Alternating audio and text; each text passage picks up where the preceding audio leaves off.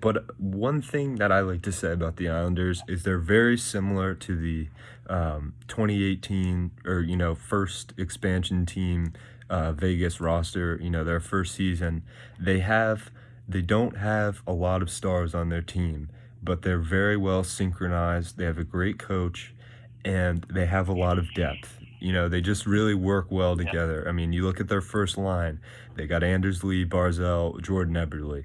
That's not a strong first line at all, but it works well, and it's similar to Eric Carlson, Riley Smith, Jonathan Marchessault, the Vegas first line in 2018.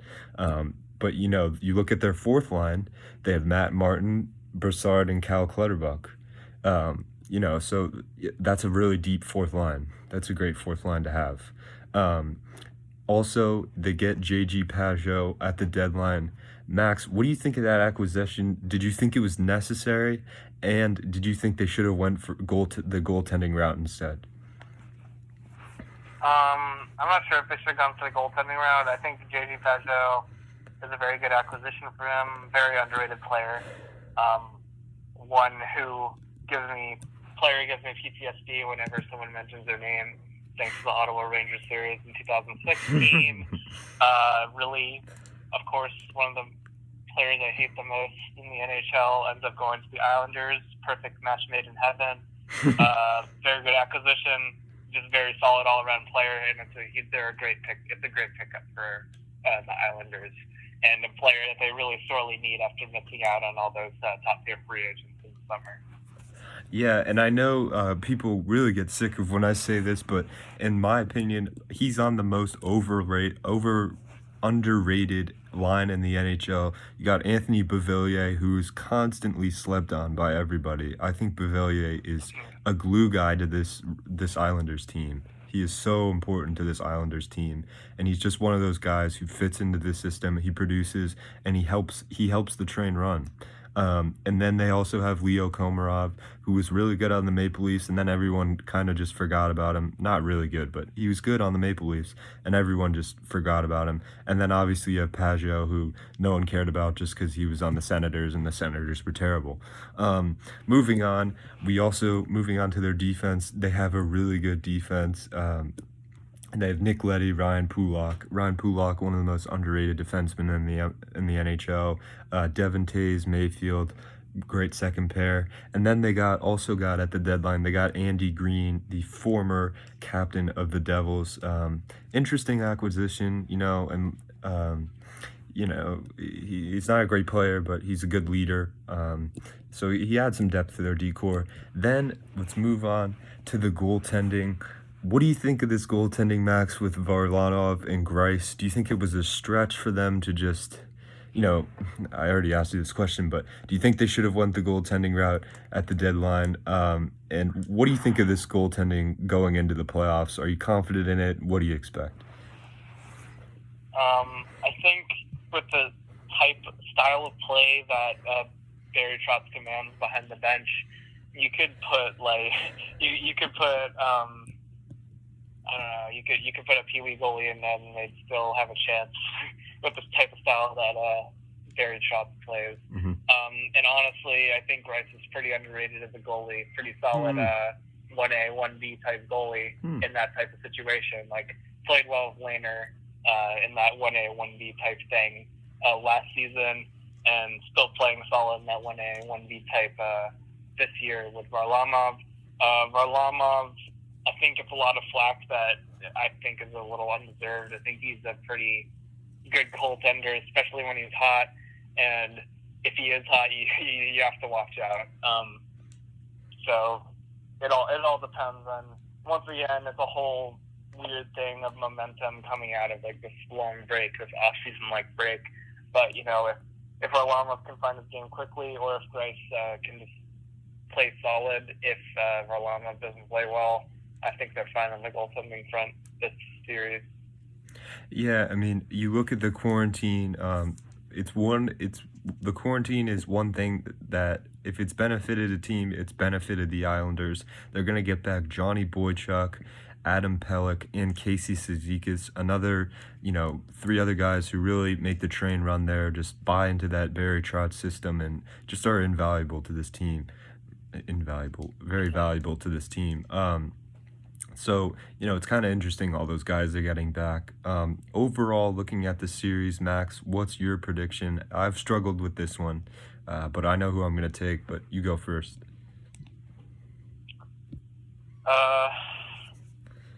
Man, this is tough for me because I don't want to seem like it's just like a negative bias against the Islanders with me being a Rangers fan. I think it's going to go 5 games, another close series. It's another big toss-up series, kind of like Columbus and Toronto. Definitely. Or like Wild Vancouver. Yeah. For a different reason, though. Yeah. For a different reason, being a toss-up. Man, that's tough. I haven't put enough thought into this. If you want, I'll go first. Yeah, can you go first? For me, 5 games. I'll start off with that. For me, I did struggle with this pick, but overall, for me, it comes down to consistency over the last 2 years, and that's something that the Islanders have proven. Last year in the playoffs, they had a great regular season, the Islanders did, and, they're going up against Pittsburgh, and everyone's like, Pittsburgh's going to win. You may have had the Islanders winning that series, but most of the media was like, Pittsburgh's going to win, and everyone kind of just... Islanders that year, for sure. But everyone just brushed aside the fact that, like, the Islanders had a great season, and we all kind of just shrugged our shoulders and were like, yeah, well, Pittsburgh's going to win the series. And that is not what happened at all. The Islanders came out and absolutely blamed. As I was saying, sorry. I'm going to say it. Yeah, I'm going to say it. I'm going to have Islanders. It's just that the thing about the Islanders is that I think people have kind of overrated them in general this season. They really, really struggled. I think they struggled down the stretch, to be honest. They have. They had a way better start than how they ended. They were like top 2 in the Metro, and then they were like struggling near the end to solidify their playoff spot. But yeah. What would you? Tense time, like with this break, momentum doesn't really matter as much. Mm-hmm. So I'm gonna take the Islanders in 4 or 5. Yeah, no, that's the same with me. I mean, like I was saying, we brushed aside the fact that they had a good season last year, and just everybody took Pittsburgh. They were blanked by the Hurricanes, just to add it in there. I have no idea how the Hurricanes swept them. It was a really... seriously, I don't know how that happened. But going into the season, were the Islanders overrated? I don't know about that. I think it's a little... I think they were overrated by some people, and a lot of people kind of, were like, all right, can they do this without Leonard? And they didn't really understand the fact that, the Islanders don't really need a good goalie to be good. And I don't know when people will get over that, in my opinion. I mean, yeah. But just to finish it off, do you see Varlamov and Greiss, or do you see a platoon, or do you see, who do you see as their guy being in this series? I would say start with Varlamov, to be honest. The thing is, a lot of this has to go down with what Bobrovsky that we see. If it's the mediocre Bobrovsky we saw in the regular season this year, then Varlamov doesn't have to be good, and Greiss doesn't have to be good, because the rest of the defensive system that Barry Trotz runs with the Islanders will take care of that. Mm-hmm. I think Varlamov should start at least at the beginning. Yeah, I think it'll be Varlamov too. I thought it was interesting that, and admirable that they were really confident in him as being their number 1 goalie. They gave him big money in the offseason after, a couple of somewhat mediocre seasons.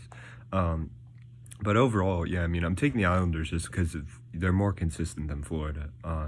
And honestly, like, would you agree or disagree with this, Max? It's kind of a bit foolish to take Florida because you're just kind of disregarding the fact that the Islanders are more consistent than them, and the Islanders can beat teams that they're less talented than, and you're kind of just saying like, all right, Florida has a better roster, so I'm going to take them. What would you say about, would you say it's foolish to take Florida in this series? I wouldn't say it's foolish. It's just that it's more unproven and it's more risky to take them. It's more risky to bet on them than to bet on the Islanders. The Islanders is more a safe pick than Florida. In general, I wouldn't say it's foolish because foolish would be like saying Canadians over Pens. That would be foolish. Saying Florida over Islanders is more of a risk than being foolish, I would say. But we were talking about, like, in the Western Conference, Vancouver versus Minnesota, like, we don't see either of those teams, like, making an impact, like, in the actual start of the rounds or whatever, outside of play-ins. I get that vibe from this series a bit. I think this matchup is, like, the two... I don't see both of these teams like making an impact in making a deep run. And that's either of these two. Yeah, I mean that's something I deeply agree with. I mean, I don't think the Islanders, have, and again, this is going to sound so contradictory to what I've just said, but they don't have I just don't think their system is strong enough to compete with, the top four teams. In a 7-game series. It's not compete. It's just like win. Yeah, win. Compete is the wrong word. If they make it, out of it, they're going to be competitive. They're going to be competitive, but it's win. Yeah, that's true. Win. Yeah, that was a good correction. Yeah. No, they're going to be competitive, but they can't win. Yeah, they can't. I don't think they can win against the juggernaut. They can't. It's like I don't think. It's a lot of toss-ups and a lot of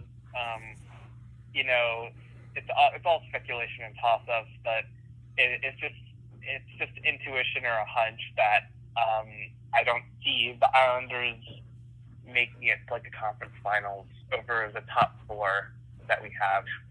I can see a second round maybe. Like I can see a second round thing maybe with them, but I don't see a conference finals visit for them. Now, Max, let's go to Florida, right? Let's say they make it out of the first round. Let's say they defeat the Islanders. What do you think about them with a hot Bobrovsky going into the second round? Should teams be wary? Let's see. Tampa should be wary. Tampa should be wary. With the hot Bobrovsky. Tampa should be wary. Tampa should be wary, for sure. Tampa should be wary of anyone. Yeah, for sure. They have to be Tampa has to be very careful in that they can't just be caught in their arrogance that they showed last year. They have the roster, and if they aren't overconfident and play up to the level they shouldn't have any issues. Boston, I don't see a good matchup for Florida against Boston. Not really for the Caps. And depending on how hot the Flyers are, if the Flyers aren't as hot or aren't playing as well as they were going into it, that could be a sleeper upset for Florida if they make it out of this round. I think against the Flyers, but if the Flyers play how they should or how they were, I don't see Florida really taking out any of the top four. Yeah, I think to add on that Philly thing, I think we're gonna see a lot of where Philly's at in these first 4 games. In that or first 3, excuse me, in the qualifying round. Those seeding games for the 1, 2, 3, 4. Robin, yeah. I think we're gonna see a lot about what Philly's made of and where they're at right now, and it's gonna be because honestly, like let's be honest, just one last point. If Philly's not hot, are they really to be feared, and are they a very vulnerable team? They're vulnerable if things aren't clicking for them. Yeah. They're historically a team like in this past decade where it's like on one year, on off year. They're a hot, cold team. make the playoffs one year, don't make it the next year, over and over. And they're a team of hot and cold stretchers. Like last season, they were a team of hot and cold stretches. Even though they missed the playoffs, they had runs where they were a really, really dangerous team. But then they were going on a huge losing streak. So, like, Flyers are streaky incarnate. They're a team that's streaky, just personified, and they should hope that they're on a hot streak. Let's just say that. Yeah, no, I 100% agree with that. Because if they're not, they're a vulnerable team, and they're gonna lose in their first round. But anyways, Max, it has been a pleasure. The next time we probably will have an episode is after the qualifying rounds, so that's gonna be really exciting, man. If we look at it, hockey's right around the corner, man. August 1. It's so exciting. I just can't wait. Yeah, I mean, we got our... I'm just so excited, man. I can't wait, man. Yeah, no, we got I've our... been missing NHL hockey so much.